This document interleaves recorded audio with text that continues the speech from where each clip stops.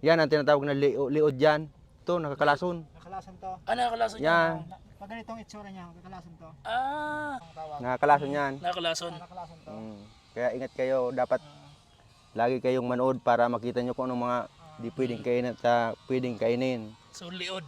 Oo. Tandaan nyo mga kaibigan, yung liod na yan. Tandaan nyo to. Ito, ganyan. Huwag kayo nang kain ng Sakaling mapasyal kayo dito sa Bicol.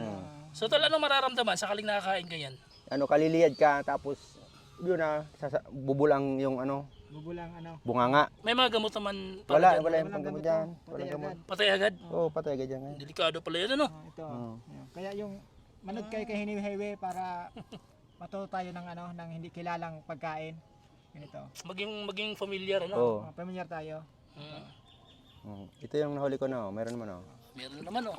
Isa. Ito naman. Yun, oh, catch and cook talaga ito mga kaibigan. Kung wala kayong pang-ulam dito, malali lang ang ulam dito.